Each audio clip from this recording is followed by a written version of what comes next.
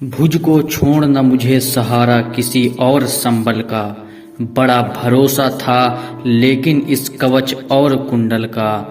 पर उनसे भी आज दूर संबंध किए लेता हूँ, देवराज लीजिए खुशी से महादान देता हूँ। अभिवादन स्वीकार करिए नितिन चंद्रपाल का।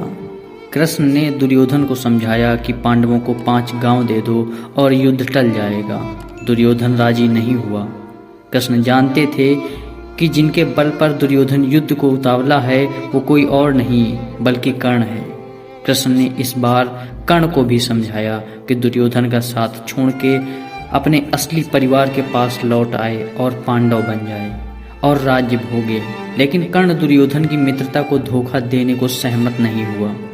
अब युद्ध निश्चित था और ये भी निश्चित था कि जब तक कर्ण कौरवों के साथ है और जब तक कर्ण के साथ उसका कवच और कुंडल है, दुर्योधन को हारना असंभव होगा। आज रश्मिरथी के 4 सर्ग के पहले भाग में आप सुनेंगे कि कैसे कृष्ण के कहने पर भगवान इंद्र ब्राह्मण बनकर आते हैं और दानवीर कर्ण से उसके कवच और कुंडल का दान मांगते हैं। कर्ण का कवच और कुंडल कोई ऊपर से पहना हुआ जेवर या वस्त्र नहीं था कि उतार के दे दिया, उसके बदन का हिस्सा था। ये दान देने का मतलब था अपनी चमड़ी छील कर दान कर देना और अर्जुन के हाथों अपनी मृत्यु के ताम्रपत्र पर हस्ताक्षर करना। राष्ट्रकवि रामधारी सिंह दिनकर के शब्दों में सुनिए रश्मिरथी का ये दिल दहला देने वाला प्रसंग। प्रेम यज्ञ अति कठिन कुंड में कौन वीर बलि देगा, तन मन धन सर्वस्व होम कर अतुलनीय यश लेगा। हरि के सम्मुख भीन हार जिसकी निष्ठा ने मानी, धन्य धन्य राधे बंधुता के अद्भुत अभिमानी। पर जाने क्यों नियम एक अद्भुत जग में चलता है, भोगी सुख भोगता तपस्वी और अधिक जलता है।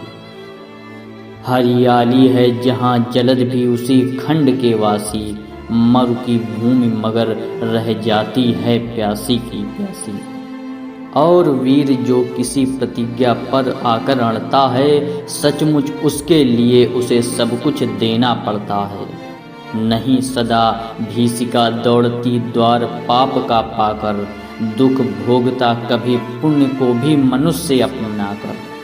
पर तब भी रेखा प्रकाश की जहाँ कहीं हंसती है, वहाँ किसी प्रज्वलित वीर नर की आभा बसती है। जिसने छोड़ी नहीं लीक विपदाओं से घबराकर, दो जग को रोशनी टेक पर अपनी जान गंवाकर। नरता का आदर्श तपस्या के भीतर पलता है, देता वही प्रकाश आग में जो भी अभीत जलता है। आजीवन झेलते दाह का दंश वीर व्रतधारी, हो पाते तब कहीं अमरता के पद के अधिकारी। प्रण करना है सहज कठिन है लेकिन उसे निभाना, सबसे बड़ी जांचच है व्रत का अंतिम मोल चुकाना। अंतिम मूल्य न दिया अगर तो और मूल्य देना क्या, करने लगे मोह प्राणों का तो फिर प्रण लेना क्या। सस्ती कीमत पर बिकती रहती जब तक कुर्बानी, तब तक सभी बने रह सकते हैं त्यागी बलिदानी।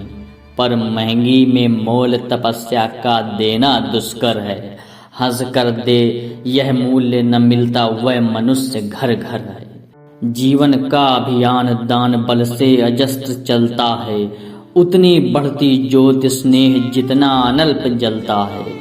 और दान में रोकर या हंसकर हम जो देते हैं, अहंकार वश उसे स्वत्व का त्याग मान लेते हैं। यह न स्वत्व का त्याग, दान तो जीवन का झरना है, रखना उसको रोक मृत्यु के पहले ही मरना है। किस पर करते कृपा वृक्ष यदि अपना फल देते हैं, गिरने से उसको संभाल क्यों रोक नहीं लेते हैं। ऋतु के बाद फलों का रुकना, डालों का सड़ना है, मोह दिखाना दे वस्तु पर आत्मघात करना है। देते तरु इसलिए कि मत रेशों में कीट समाए, रहे डालियां स्वस्थ और फिर नए नए फल आएं। सरिता देती वार की पाकर उसे सुपूरित घन हो, बरसे मेघ भरे फिर सरिता उदित नया जीवन हो। आत्मदान के साथ जगत जीवन का रिज नाता है, जो देता जितना बदले में उतना ही पाता है। दिखलाना का पर्ण आप अपने धोखा खाना है, रखना दान अपूर्ण रिक्त निज का ही रह जाना है। व्रत का अंतिम मोल चुकाते हुए न जो रोते हैं, पूर्ण काम जीवन में एकाकर वही होते हैं। जो नरात्म दान से अपना जीवन घट भरता है, वही मृत्यु के मुख में भी पड़कर न कभी मरता है। जहाँ कहीं है ज्योति जगत में, जहाँ कहीं उजियाला, वहाँ खड़ा है कोई अंतिम मोल चुकाने वाला। व्रत का अंतिम मोल राम ने दिया त्याग सीता को, जीवन की संगिनी प्राण की मणि को सुपुनीता को दिया अस्थि देकर दधीच ने, शिव ने अंग कुतर कर, हरिश्चंद्र ने कफन मांगते हुए सत्य पर अड़ कर, ईसा ने संसार हेतु सूली पर प्राण गंवाकर अंतिम मूल्य दिया गांधी ने 3 गोलियां खाकर। सुन अंतिम ललकार मोल मांगते हुए जीवन की, सरमद ने हंसकर उतार दी त्वचा समूचे तन की। हंसकर लिया मरण होठों पर जीवन का व्रत पाला, अमर हुआ सुकरात जगत में पीकर विष का प्याला। मार कर भी मनसूर नियत की सह पाया न ठिठोली, उत्तर में 100 बार चीख कर बोटी बोटी बोली। दान जगत का प्रकृत धर्म है, मनुज व्यर्थ डरता है, एक रोज तो हमें स्वयं सब कुछ देना पड़ता है। बजते वही समय पर जो सर्वस्व दान करते हैं, ऋतु का ज्ञान नहीं जिनको वो देकर भी मरते हैं। वीर कर्ण विक्रमी दान का अति अमोघ व्रतकारी, पाल रहा था बहुत काल से एक पुण्य प्रण भारी। रवि पूजन के समय सामने जो याचक आता था, मुंह मांगा वह दान कर्ण से अनायास पाता था। थी विश्रुत यह बात, कर्ण गुणवान और ज्ञानी है, दोनों के अवलंब जगत के सर्वश्रेष्ठ दानी हैं। जाकर उनसे कहो पड़ी जिस पर जैसी विपदा हो, गो धरती गजवाज मांग लो जो जितना भी चाहो। ना ही सुना कहाँ किसने कब इस दानी के मुख से, धन की कौन बिसात प्राण भी दे सकते वह सुख से। और दान देने में वे कितने विनम्र रहते हैं, दीन याचकों से भी कैसे मधुर वचन कहते हैं। करते यूं सत्कार की मानो हम हो नहीं भिखारी, वरन मांगने जो कुछ उसके न्याय सिद्ध अधिकारी। और उमड़ती है प्रसन्न दृग में कैसी जलधारा, मानो सौंप रहे हों हमको ही वे न्यास हमारा। युग युग जिए कर्ण, दलितों के वे दुख दैन्य हरण हैं, कल्प वृक्ष धरती के असरण की अप्रतिम शरण हैं। पहले ऐसा दानवीर धरती पर कब आया था, इतने अधिक जनों को किसने यह सुख पहुंचाया था। और सत्य ही कर्ण दान हित ही संचय करता था, अर्जित कर बहुविभव निसौ दीनों का घर भरता था। गो धरती गजवाजी अन्न धन वसन जहाँ जो पाया, दानवीर ने हृदय खोल कर उसको वहीं लुटाया। फहर रही थे मुक्त चतुर्दिक यश की विमल पताका, कर्ण नाम पड़ गया दान की अतुलनीय महिमा का। श्रद्धा सहित नमन करते सुन नाम देश के ज्ञानी, अपना भाग्य समझ भजते थे उसे भाग्य हत प्राणी। तब कहते हैं एक बार हटकर प्रत्यक्ष समर से, किया नियति ने वार कर्ण पर छिप कर पुण्य विवर से। व्रत का निकस दान था अब की चढ़ी निकस पर काया, कठिन मूल्य मांगने सामने भाग्य देह धर आया। एक दिवस जब छोड़ रहे थे दिनमण मध्य गगन को, कर्ण जानवी तीर खड़ा था मुद्रित किए नयन को। कटि तक डूबा हुआ सलिल में किसी ध्यान में रत सा, अम्बुधि में या कटक निमज्जित कनक खचित पर्वत सा। हंसती थी रश्मियां रजत से भरकर वार विमल को, जो उठती थी स्वयं स्वर्ण छू कवच और कुंडल को, किरण सुधा पी स्वयं मोद में भरकर दमक रहा था। कदली में चिपके पातों पर पारद चमक रहा था। विहग लता विरोध वितान में तट पर चहक रहे थे। धूप दीप कर्पूर फूल सब मिलकर महक रहे थे। पूरी कर पूजा उपासना ध्यान कर्ण ने खोला। इतने में ऊपर तट पर खरपात कहीं कुछ डोला। कहा कर्ण ने कौन उधर है, बंधु सामने आओ। मैं प्रस्तुत हो चुका, स्वस्थ हो निज आदेश सुनाओ। अपनी पीड़ा कहो, कर्ण सबका विनीत अनुचर है। यह विपिन का सखा तुम्हारी सेवा में तत्पर है। मांगो मांगो दान अन्न या वसन, धाम या धन दूं। अपना छोटा राज्य या कि यह क्षणिक क्षुद्र जीवन दूं। मेघ भले लौटे उदास हो किसी रोज सागर से, याचक फिर सकते निराश पर नहीं कर्ण के घर से। पर का दुख हरण करने में ही अपना सुख माना। भाग्यहीन मैंने जीवन में और स्वाद क्या जाना। आओ उर्ण बनूं तुमको भी न्यास तुम्हारा देकर। उपकृत करो मुझे अपनी सिंचित निधि मुझसे लेकर। अरे कौन है भिक्षु यहाँ पर और कौन दाता है। अपना ही अधिकार मनुज नाना विधि से पाता है। कर पसार कर जब भी तुम मुझसे कुछ ले लेते हो, तृप्त भाव से हेर मुझे क्या चीज नहीं देते हो। दीनों का संतोष भाग्यहीनों की गदगद वाणी, नयन कोर से भरा लबालब कृतज्ञता का पानी। हो जाना फिर हरा युगों से मुरझाए अधरों का, पाना आशीर्वचन प्रेम विश्वास अनेक नरों का। इससे बढ़कर और प्राप्ति का जिस पर गर्व करूं मैं। पर को जीवन मिले अगर तो हंस कर क्यों न मरूं मैं। मोल तोल कुछ नहीं मांग लो जो कुछ तुम्हें सुहाए। मुंह मांगा ही दान सभी को हम हैं देते आए। गिरा गहन सुन चकित और मन ही मन कुछ भरमाया। लता ओट से एक विप्र सामने कर्ण के आया।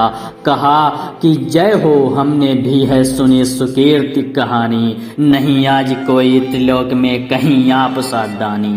नहीं फिराते एक बार जो कुछ मुख से कहते हैं। प्रण पालन के लिए आप बहुभांति कष्ट सहते हैं। आश्वासन से ही अभीत हो सुख विपिन पाता है। कर्ण वचन सर्वत्र कार्यवाचक माना जाता है। लोग दिव्य सत सत प्रमाण निष्ठा के बतलाते हैं। शिव दधीचे प्रहलाद कोटि में आप गिने जाते हैं। सबका है विश्वास मृत्यु से आप न डर सकते हैं। हंसकर प्रण के लिए प्राण न्यौछावर कर सकते हैं। ऐसा है तो मनुज लोक निश्चय आदर पाएगा। स्वर्ग किसी दिन भीख मांगने मिट्टी पर आएगा। किंतु भाग्य है बलि कौन किससे कितना पाता है। यह लेखा नर के ललाट में ही देखा जाता है। शूद्र पात्र को मग्न कूप में जितना जल लेता है, उससे अधिक वारिस सागर भी उसे नहीं देता है। अतः व्यर्थ है देख बड़ों को बड़ी वास्तु की आशा। किस्मत भी चाहिए नहीं केवल ऊंची अभिलाषा। कहा कर्ण ने वृथा भाग्य से आप डरे जाते हैं। जो है सम्मुख खड़ा उसे पहचान नहीं पाते हैं। विधि ने क्या था लिखा भाग्य में खूब जानता हूँ मैं। बाहों को पर कहीं भाग्य से बलि मानता हूँ मैं। महाराज उद्यम से विधि का अंक उलट जाता है। किस्मत का पासा पौरुष से हार पलट जाता है। और उच्च अभिलाषाएं तो मनुज मात्र का बल हैं। जगा जगा कर हमें वही तो रखती निज चंचल है। आगे जिसकी नजर नहीं वह भला कहाँ जाएगा। अधिक नहीं चाहता पुरुष वह कितना धन पाएगा। अच्छा अब उपचार छोड़ बोलिए आप क्या लेंगे। सत्य मानिए जो मांगेंगे आप वही हम देंगे। मही डोलती और डोलता नभ में देव निलय भी। कभी कभी डोलता समर में किंचित वीर हृदय भी। डोले मूल अचल पर्वत का या डोले ध्रुव तारा। सब डोले पर नहीं डोल सकता है वचन हमारा। भली भांत कसकर दाता को बोला नीच भिखारी। धन्य धन्य राधे दान के अति अमोघ व्रतधारी। ऐसा है औदार तभी तो कहता हर याचक है। महाराज का वचन सदा सर्वत्र क्रियावाचक है। मैं सब कुछ पा गया प्राप्त कर वचन आपके मुख से। अब तो मैं कुछ लिए बिना भी जा सकता हूँ सुख से। क्योंकि मांगना है जो कुछ उसको कहते डरता हूँ, और साथ ही एक द्विधा का भी अनुभव करता हूँ। कहीं आप दे सके नहीं जो कुछ मैं धन मांगूंगा, मैं तो भला किसी विधि अपनी अभिलाषा त्यागूंगा। किंतु आपकी कीर्ति चांदनी फीकी हो जाएगी, निष्कलंक विदु कहाँ दूसरा फिर वसुधा पाएगी। है सुकर्म क्या संकट में डालना मनस्वी नर को, प्रण से डिगा आपको दूंगा क्या उत्तर जग भर को। सब कोसेंगे मुझे कि मैंने पुण्य मही का लूटा, मेरे ही कारण अभंग प्रण महाराज का टूटा। अतः विदा दें मुझे खुशी से मैं वापस जाता हूँ, बोल उठा रहा दे आपको मैं अद्भुत पाता हूँ। सुर हैं या कि यक्ष हैं अथवा हरि के मायाचर हैं, समझ नहीं पाता कि आप नर हैं या योनि इतर हैं। भला कौन सी वस्तु आप मुझ नश्वर से मांगेंगे, जिसे नहीं पाकर निराश हो अभिलाषा त्यागेंगे। गो धरती धन धाम वस्तु जितनी चाहे दिलवा दूं, इच्छा हो तो शीश काट कर पद पर यहीं चढ़ा दूं। या यदि साथ लिया चाहे जीवित सदेह मुझको ही, तो भी वचन तोड़ कर दूंगा नहीं विप्र का द्रोही। चलिए साथ चलूंगा मैं साकल्य आपका ढोते, सारी आयु बिता दूंगा चरणों को धोते धोते। वचन मांग कर नहीं मांगना दान बड़ा अद्भुत है, कौन वस्तु है जिसे न दे सकता राधा का सुत है। विप्रदेव मांगिए छोड़ संकोच वस्तु मन चाही, मरूं वयस की मृत्यु करूं यदि एक बार भी नहीं। रश्मिरस्थी के चतुर्थ सर्ग का प्रथम भाग यहीं से समाप्त होता है। अगले भाग में हम सुनेंगे कि आखिर इंद्र ने कर्ण से ऐसा क्या मांगा जिसके लिए इंद्र को इतना दीन होना पड़ा।